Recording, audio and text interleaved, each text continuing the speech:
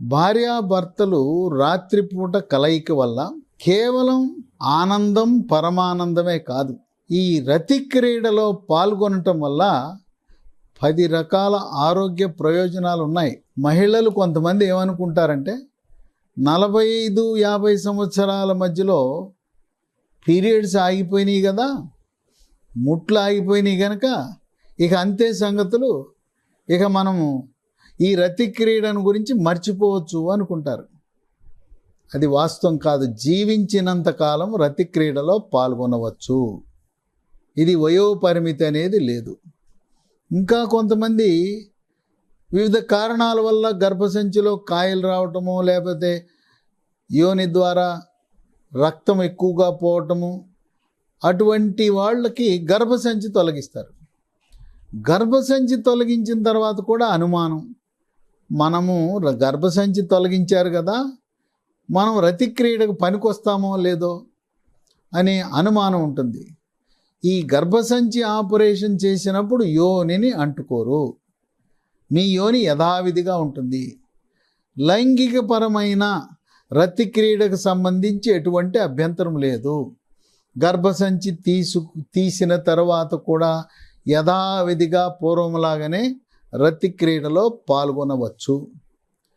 ఇక పురుషులు 70 ఏళ్ళు వచ్చేసినాయి కదా, ఇంకా చాలు అని అనుకుంటారు. వయసుతో ఏం పరిమితి లేదు. మీకు ఒంట్లో ఓపిక ఉంది, 90 ఏళ్ళు అయినా కూడా ఆరోగ్యంగా ఉన్నారు. అయితే వారానికి ఒకసారో 15 రోజులకు ఒకసారో, మరి సీనియర్ సిటిజన్లు కూడా దీంట్లో ఎటువంటి మొహమాటం లేకుండా ఆనందాన్ని పొందవచ్చు. సరే, కొంతమంది ఫోన్లు చేసి చెప్తుంటారు, అయ్యా నాకు 70 ఏళ్ళు, నాకేమో కోరికలు కలుగుతున్నాయి, మా ఆవిడ మాత్రం ఏంటయ్యా నువ్వు ముసలయ్య, ఈ వయసులో ఏంటని అంటున్నారు, తోసేస్తుందండి, రానివ్వట్లేదు అన్నారు. అటువంటి వాళ్ళకి ఆ కోరికలు కలిగేలా చేయాలంటే సోయా చిక్కుళ్ళు ఉంటాయి, సోయాబీన్ నుంచి నూనె తీసిన తర్వాత సోయా చంకులు మీల్ మేకర్ అని ఉంటుంది. దాన్ని గనక మీరు వాళ్ళకి తినిపించారంటే, సోయాబీను మీల్ మేకరు తినిపిస్తే దాంట్లో ఫైటో ఈస్ట్రోజన్లు ఉంటాయి. వాటి ప్రభావం వల్ల మళ్ళీ కోరికలు పెరుగుతాయి. లేదు, ముట్లు పీరియడ్స్ ఆగిపోయిన తర్వాత చర్మం పొడిగా అయిపోతుంది, ఒంటి మీద పొగలు సెగలు వస్తాయి, కీళ్ళ నొప్పులు వస్తాయి, నడువు నొప్పి వస్తుంది. వాళ్ళకి HRT అంటారు, హార్మోన్ రీప్లేస్మెంట్ థెరపీ అని ఇస్తారు. కొద్దిగా చిన్న మోతాదు ఈస్ట్రోజన్లు ప్రొజెస్ట్రాన్లు ఇస్తారు. అది ఇచ్చినప్పుడు మళ్ళీ వాళ్ళ కోరికలు కలుగుతాయి. కనుక ఇది వయసును బట్టి వచ్చేది కాదు. ఎవరైనా కూడా కేవలము రతి క్రీడ అనేది ఏదో పిల్లలు పుట్టడానికి మాత్రం అని అనుకోబాకండి. ఆరోగ్యానికి ఈ రతి క్రీడ దోహదపడుతుంది. మీకున్న వయసును బట్టి, ఆరోగ్య పరిస్థితిని బట్టి మీరు దీన్ని ప్రణాళికాబద్ధంగా వారమా 2 వారాలకు ఒకసారా ఆ విధంగా మీరు దీన్ని కొనసాగించవచ్చు. ఈ 10 రకాల ఆరోగ్య ప్రయోజనాలు చాలామందికి తెలవదు. ఎవరైతే ఈ రతి క్రీడలో పాల్గొంటారో ఉల్లాసంగా, ఉత్సాహంగా ఆఖరి శ్వాస విడిచే వరకు తిరుగుతూ, ఒకరి మీద ఆధారపడకుండా తన పనులు వాళ్ళు చేసుకుంటూ నడుస్తూ ప్రాణం వదులుతారు. అందుచేత రతి క్రీడలో ఉన్న మహిమ చూశారు కదా. 10 రకాల ఆరోగ్య ప్రయోజనాలు ఏంటంటే, 1, రోగ నిరోధక శక్తిని పెంచుతుంది. శరీరంలోకి బ్యాక్టీరియా, వైరస్, ఫంగస్ ప్రవేశించకుండా కాపాడుతూ కోవిడ్ మహమ్మారిని కూడా లోపలికి రాకుండా, శరీరంలోకి రాకుండా రక్షణ వ్యవస్థ గట్టిపడుతుంది. ఈ రతి క్రీడ వల్ల రక్తంలో IgA అనే యాంటీబాడీలు బాగా ఉత్పత్తి అవుతాయి. 2, రతి క్రీడ తర్వాత ఆక్సిటోసిన్, ఎండార్ఫిన్ అని హ్యాపీ హార్మోన్ అని ఉంటాయి. హ్యాపీ హార్మోన్ అంటే ఆనందాన్ని కలిగించే హార్మోన్లు ఉత్పత్తి అవుతాయి. ఇక రతి క్రీడ తర్వాత గాఢమైన నిద్ర వస్తుంది. ఇక నిద్ర సమస్య అనేది ఉండదు, నిద్రలేమి పోతుంది. 3, కొంతమందికి ఎక్కువగా మహిళలకి పార్శ్వ నొప్పి, తలనొప్పి, మైగ్రేన్ వస్తుంది.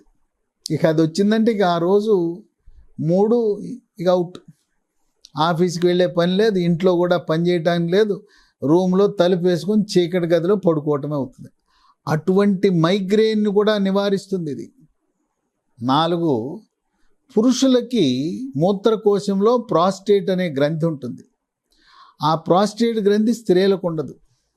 ఈ ప్రాస్టేట్ గ్రంథి 50 ఏళ్ళు దాటిన తర్వాత కొద్దిగా సైజు పెరుగుతుంది. దాంట్లో క్యాన్సర్ కూడా రావచ్చు. ఈ రతి క్రీడలో తరచు పాల్గొని వృద్ధాప్యంలో కూడా రతి క్రీడలో పాల్గొనే వాళ్ళకి ప్రాస్టేట్ గ్రంథి క్యాన్సర్ రాదని వైద్య పరిశోధనలో వెల్లడైంది. ఇక 5, కొన్ని పరిశోధనలు జరిపారు. ఏ వ్యక్తులైతే ఇక వదిలేశారో, ఇక వద్దులే, నేను ఆమెమో అమ్మమ్మ అయింది, నేనేమో తాతనయ్యాని వదిలేశారు. అట్లా అసలు రతి క్రీడలో పాల్గొనకుండా ఉండేవాళ్ళని, పాల్గొనే వాళ్ళని ఇద్దరిని అధ్యయనం చేస్తే ఈ రతి క్రీడలో పాల్గొనటం వల్ల ఆయుష్ పెరిగింది. వీళ్ళు ఎక్కువ కాలం బతుకుతున్నారు. ఈ సపబడిపోయి ఇక వదిలేసిన వాళ్ళు తక్కువ ఆయుష్ ఉంటా ఉంది, అంటే ఆయుష్ కూడా పెరుగుతూ ఉంది. 6, రతి క్రీడలో పాల్గొనటం వల్ల, అంటే యుక్త వయసులో ఉన్న వాళ్ళే, పెళ్ళైన వాళ్ళకి కొంతమందికి యుక్త వయసులో పీరియడ్ అప్పుడు తీవ్రమైన నొప్పి వస్తుంది. ఆ తీవ్రమైన నొప్పి పీరియడ్ సమయంలో పెళ్ళైన తర్వాత రతి క్రీడలో పాల్గొనటం ప్రారంభమైన తర్వాత నొప్పి పోతుంది. పిల్లలు పుడితే అది పోతుంది. కనుక రతి క్రీడకి పీరియడ్ సమయంలో వచ్చే తీవ్రమైన కడుపు నొప్పికి సంబంధం ఉంది, అది పోతుంది. 7, ఎవరైతే మానసిక ఆందోళనకు గురవుతారో, ఒత్తిడి, కుంగుబాటు, డిప్రెషను, గందరగోళంగా ఉండి ఇటువంటి వాళ్ళకి రతి క్రీడ వల్ల మానసిక ఆరోగ్యం మెరుగుపడుతుంది. ఈ మానసిక ఆరోగ్యం మెరుగుపడటానికి యోగా, ప్రాణాయామము, ధ్యానము, వ్యాయామం కూడా చేయాలి. ఇవి చేస్తే లైంగిక సామర్థ్యం కూడా పెరుగుతుంది. ఇక 8, వైద్య పరిశోధనలో వెల్లడైంది ఏంటంటే, ఎవరైతే రతి క్రీడలో పాల్గొంటారో వాళ్ళకి పక్షవాతం వచ్చే అవకాశము తక్కువ.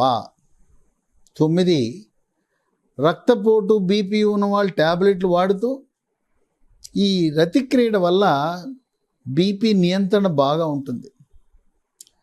10, ఈ రతి క్రీడలో పాల్గొనని వాళ్ళని 2 గ్రూపులుగా విభజించి ఎవరికి గుండె జబ్బులు ఎక్కువ వస్తున్నాయని ఒక అధ్యయనం చేశారు.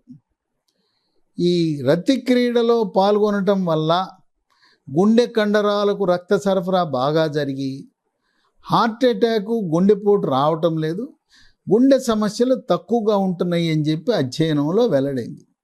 చూశారు కదా, ఈ రతి క్రీడ 10 రకాల ఆరోగ్య ప్రయోజనాలను కలిగిస్తూ ఉంది. కనుక బరువు ఎక్కువ ఉండి స్థూలకాయము, భారీకాయం ఉన్న వాళ్ళకి లైంగిక సామర్థ్యం తక్కువ ఉంటుంది. వాళ్ళకి వృషణాల నుంచి మగ హార్మోన్లు తక్కువ ఉత్పత్తి అవుతాయి. అందుచేత బరువు సమపాళలో ఉండాలి, మన ఎత్తుకు తగ్గ బరువు ఉండాలి. కనుక వృద్ధాప్యంలో అమ్మమ్మైనా తాతైనా, ఆ వయసులో కూడా 50 ఏళ్ళు దాటిన తర్వాత కూడా మీకున్న భౌతిక ఆరోగ్యాన్ని బట్టి అది వారానికి ఒకసారా, 2 వారాలకు ఒకసారా, 3 రోజులకి 4 రోజులకు ఒకసారా, ఆ రకంగా రతి క్రీడలో పాల్గొనటం ద్వారా బతికున్నంత కాలము ఆరోగ్యంగా, ఉల్లాసంగా, భౌతిక ఆరోగ్యమే కాకుండా మానసిక ఆరోగ్యం కూడా చక్కగా ఉంటుంది అని చెప్పి వైద్య పరిశోధనలు వెల్లడిస్తున్నాయి. రతి క్రీడలో పాల్గొంటే ఇన్ని రకాల ఆరోగ్య ప్రయోజనాలు ఉన్నది అనేది చాలామందికి తెలవదు. ఇదొక వింత విశేషంలా ఉంటుంది మీకు.